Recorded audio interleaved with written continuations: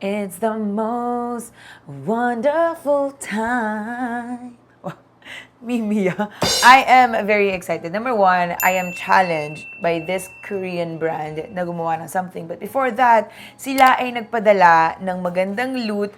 I-haul ko muna and then pupunta tayo sa mismong tutorial. Itong brand na ito ay none other than INNISFREE. INNISFREE, isa talaga to sa mga paboritong Korean brands. And syempre, hindi natin mapagkakailan na isa siya sa pinakasikat, pinaka-effective, pinaka-affordable, kaya I can't wait. So, naglabas nga sila ng kanilang Green Holiday Collection. Unahin natin, or Green Holidays Collection. Unahin ko muna dito kasi meron silang soft trumpet perfumed diffuser. Ko ngayon sa mga ganitong bagay. Bilang adulting, alam niyo naman, kaya nahihilig ako sa mga ganito. At feeling ko, para ma-feel ko talaga yung Christmas, bakit hindi natin siya subukan? Ito ang notes nito, lemon, aqua green, jasmine rose, herbal, muguet, musk at saka amber. So parang gusto ko nun. At ang ganda. Ang ganda ng ganito nila ha. Para siyang, alam mo yun, rubber. Hindi siya, yung matte, soft matte. Ang ganda ng packaging ngayon ng INNISFREE ha.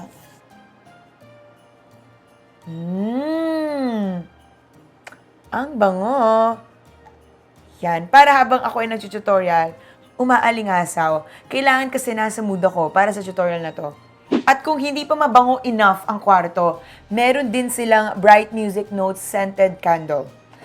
Kasi di ba pag Pasko, ito yung mga madalas ipang regalo, may mga, diffuser, scented candle. Sikat ang scented candle. At, oh my God, bakit may LEC? May ganito siya tapos,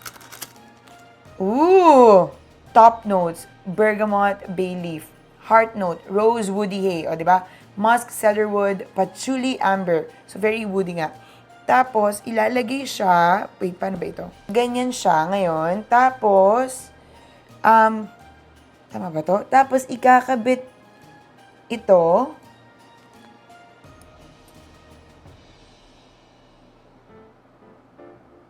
Fancy. Oh my God! Ang saya! Ikot ba? Umiikot. Ang mang. Ngayon na nakakita ng ganito, sindihan na natin ito. At ito ay papasindi ko sa aking napakagandang assistant. Siya ang maghahanap ng lighter para masindihan ito. At ito na tayo. Dumako na tayo sa box na to. Ano ba ang nilalaman ng Green Holidays INNISFREE box? At, ang ganda talaga ng packaging. Oh my goodness. Meron tayo ditong mood up party palette, eyeshadow palette. Bubuksan natin ito mamaya. Tapos, meron tayong green tea seed serum. Cream and serum. Ito yung alam ko. So, di ba kakagaling ko lang sa ASEAN Summit with Amore Pacific. And ang natutunan ko with INNISFREE is that ito ang kanilang bestseller. Itong green tea seed serum and itong green tea cream. Meron tayong sparkling glitter tint and hand cream. I-zoom in natin to. Ang ganda. Parang, iba, parang, pwede mo ipang-apply ng makeup, sobrang parang, masarap niya hawak-hawakan. At ipapakita ko sa inyo kung ano yung laman ng mga ito dahil magsisimula na tayo sa tutorial. Ano ba yung tutorial ko ngayon? So, ang challenge sa akin ng INNISFREE, gumawa daw ng makeup look na parang i-vibe ko yung favorite kong Christmas song. And ang favorite ko kasing Christmas song, iyon, yung It's the most wonderful time of the year. And ang naisip ko na lang, ano ba yung makeup na babagay doon? So why not do a makeup look na talagang very Christmas spirit, very light, very happy? At naisip ko na paglaruan na lang yung mga makeup products na to. Unahin ko muna, of course, mag-prep ng balat, and I will be using this green tea seed serum. So ito, maganda to, pang-hydrate at saka pang-pasupple ng balat para talagang kumapit yung makeup ng maigi. So unahin ko yung serum, tapos yung cream para maganda yung layering. Pag ganun magsa-skincare ka, unahin nyo yung maninipis. So more on yung mga easily absorbed products like serum, toners, tapos yung mga heavy ones sa dulo na, like moisturizers, anything that is cream. Ang bango nito. Again, after ng serum, it's time for the cream. And didiretso ko na lang. Ikakalat ko siya sa buong mukha ko. And okay lang na medyo marami. Kasi we're going for that fresh look. Kaya, kailangan kitang-kita yung pagkaka-moisturize ng balat. At syempre, huwag niyo kalimutan din yung leeg. Pag moisturize kasi balat, makikita mo eh. Nandun yung talagang glow. At yun yung gusto nating i-achieve. Kaya, huwag kayong magtipid sa moisturizer.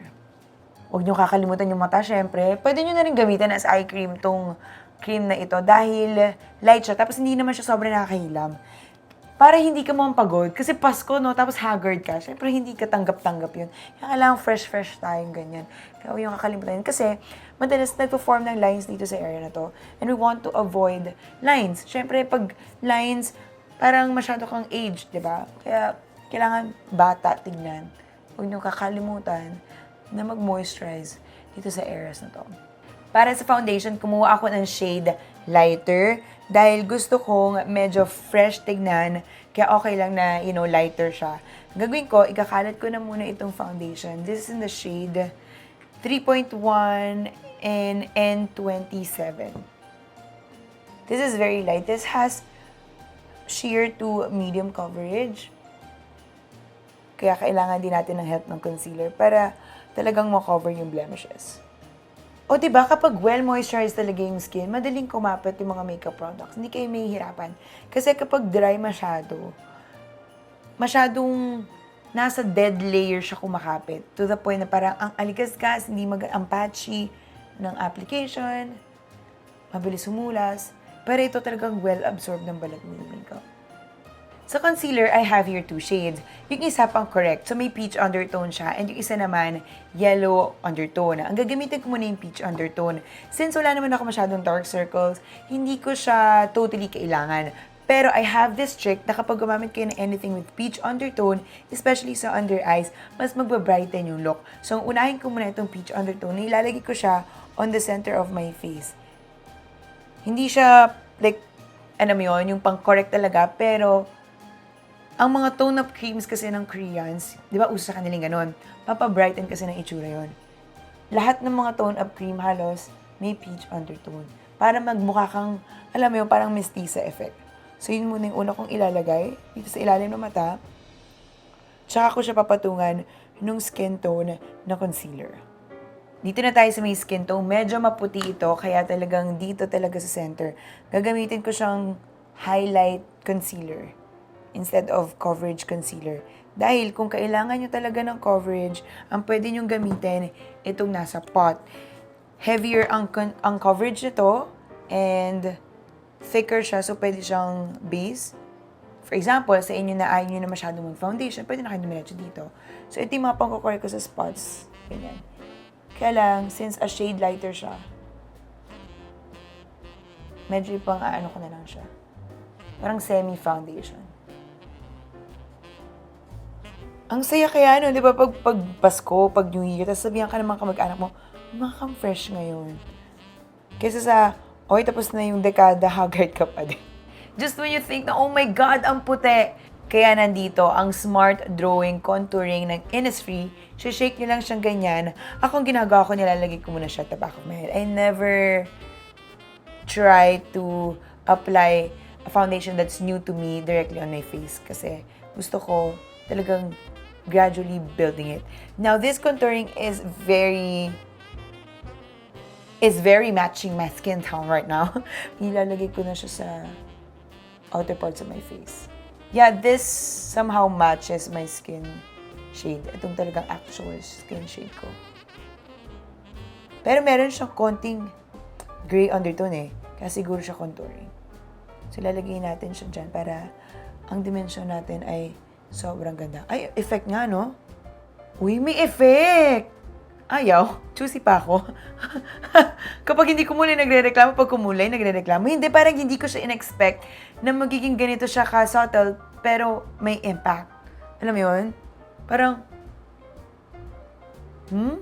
Isa-set na ngayon natin siya with this No Sebum Mineral Pack. Ito, ginagamit ko naman na talaga to and marami sa inyo for sure ang ginagamit na to. This is a no color pack. So, hindi siya translucent. Kumukulay pa rin siya, pumuputi siya. Pero kung ginagawa ko kasi, inuuna ko yung areas na okay lang na maputi. So, unahin ko siya dito sa under eyes. Tapos, kung ano na lang din yung sobra, yun na lang din yung kinakalat ko sa buong mukha ko. With the skinny brow pencil, gagamitin ko yung spoolie at the end. And by fresh, meaning we will try to achieve that natural brow as possible. Those natural brows as possible. Plural. Dalawa sila. At mabilis itong kumulay. Kaya you don't have to overly press or parang, put too much pressure. Yon. Dahil kumakapit agad yung product sa balat. Medyo brown lang siya because yung shade na nakuha ko ay more on the brown tones. But it's okay, ang gagawin natin sa mata, ilalight natin or ilalapit natin yung palette ng eyeshadow sa kilay. And so with this one, I am so excited to try this out. Sobrang ganda ng mga shades at ay, ang ganda talaga. Pati yung mga texture niya, may glitter, merong matte, it's so nice. So nice. So I can't wait. So ang gagawin natin is, okay, maglalagay na ako ng base, which is this one. I'll start with a cream base. I'll start light. And then ilalagay ko siya, of course. At ang laki ng salamin niya, just so everyone knows. Sisimulan ko dito, kulayan yung pinaka-base ng lids, basically. So, hindi pala siya parang sobrang creamy. May hint siya ng pink. Dapat talagay ko siya sa brow bone para may konting highlight, pero napansin ko na meron siyang hint of parang redness to it, peachiness to it. Kaya lalagay ko na lang siya dito. Next, using the same brush, dadako na ako dun sa katabi niyang kulay, tapos ipapatong ko ulit siya all over the lids. This is a bright peach. Still using the same brush. Dito naman tayo sa parang rose color. Ito, tapos ilalagay ko naman siya again all over the lids. Tapos maglalagay na ako ng shimmers. Oh my God, yung texture nung shimmery shades, buttery. Hindi siya dry at all. Tapos hindi siya sobrang blinding kapag na-swatch. Ganyan siya, oh. Pero iba yung dating niya eh. Kasi ang natutunan ko pagdating sa Korean makeup, hindi sila yung sobrang putok agad. Hindi kasi nila type yung ganun dahil very subtle nga sila pagdating sa makeup. And ang sa kanila is the way you build the colors. And I must say na ang ganda ng pagkakabuild. But this is the type of eyeshadow that you apply dry. Kasi nung sinubukan ko siyang iba at application, parang hindi siya okay.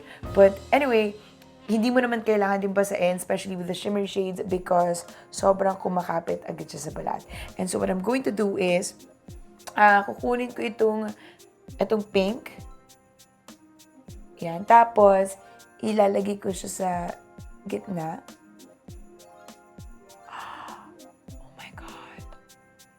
Alam mo, maganda ang makeup application, lalo na pag gagamit kayo ng finger application kapag hindi masyadong dry yung balat. Kaya ang gagawin ko, mag-hand cream ako. Piliin ko na lang itong red. Mag-hand cream lang ako para, ang dry kasi ng kamay ko eh. Overall, ang dry talaga din ng balat ko, lalo na sa body. Kasi ito sa mukha ko, nagawa ko na ng paraan eh. Naging parang oily na siya, parang combination skin na siya. Pero itong kamay ko pa rin sa katawan, dry pa din. Ang bango. O, diba? O. Nagkapit siya talaga ngayon. Tapos, ibababa lang natin yung colors on the lower rim of the eyes. Para may balance siya. So, I'm using the rose shade again. And then, magta-tight line lang ako dito as usual.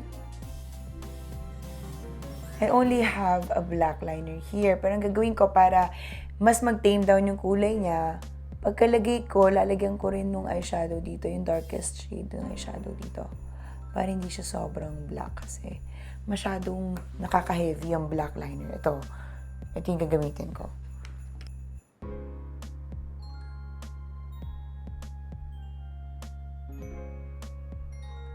Ang saya na may kasama na siyang blush and highlighter.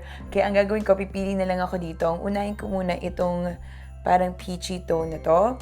Tapos ilalagay ko siya na pabilog lang sa pisngi ko. As in, dito sa gitna. Tapos sobrang, parang alam yun, hindi siya kalat. Yung talagang sa isang lugar lang siya. Tapos, paghahaluin ko na itong dalawa, and then, lalagay ko na ulit siya doon sa apple of the cheeks. Actually, kung mas maliit yung brush, the better. Para talagang parang bilog lang siya. Tapos, here's a special trick. Lalagyan natin yung nose. Tapos yung nose talaga, parang medyo mapula-pula talaga siya. Parang very, yan, parang Christmas talaga. At ang maganda dyan, pamumudmuran lang natin siya ng highlighter. Ang ganda. Alam nyo, bihira akong makahanap ng palette na lahat nag-work. Kasi minsan may mga palette na, okay, ang ganda ng eyeshadow, pero palpak na tayo dun sa mga face colors. Pero ito, so far, lahat ang ganda. Parang sulit lahat ng nasa palette na to. Ang interesting ng tints. First time ko makakita ng tints na may, glitters. Para siyang metallic tints. I've never tried one before. Kaya hindi ko alam kung anong kalalabas niya. So, ang gagawin ko, mix ko na lang yung dalawa. Because one is fuchsia, parang pink, and one is red.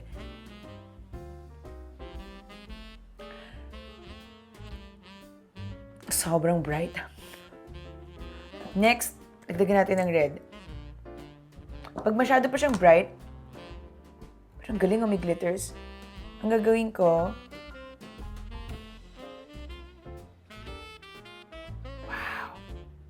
it is bright. Actually, maganda itong i-undertone ko. Tapos, i-layer ko siya with the colors sa palette. Sobrang dulas. Pag pinapatag yung eyeshadow, kakaiba. Kung mahahawakan niyo lang yung labi ko ngayon, sobrang lambot. Tapos, kahit na natatakpan siya, lumilitaw pa rin yung glitters. Namamute lang yung kulay. Ang galing, amazing. Nagdagdag lang ako ng konting imperfections such as faux freckles at saka ng beauty mark. Tapos nagdagdag lang din ako ng konting lip gloss dahil nga puro powder on top of the tint. Kaya para naman may hydration kahit paano. Basically, we're done. It's the most wonderful time of the year makeup look.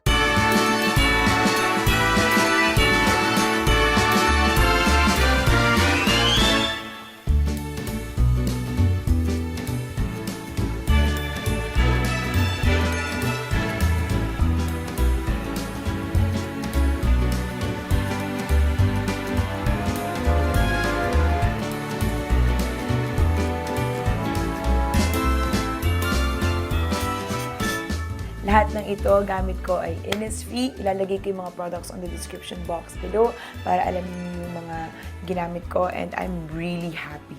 If I have to name my favorite product of the day, that would be this palette. This is so amazing. Not only na sobrang ganda niyang pang-gift, but it's one of the best palettes that I've tried. Kung nag-enjoy kayo sa tutorial na to, let me know in the comment section below kung ano yung pinaka-nagustuhan ninyong beauty product or INNISFREE product na ginamit ko ngayon. And also, don't forget to get subscribed and notified by clicking the bell button below. You may also follow me on Facebook, Instagram, and Twitter on Raiza Contawi.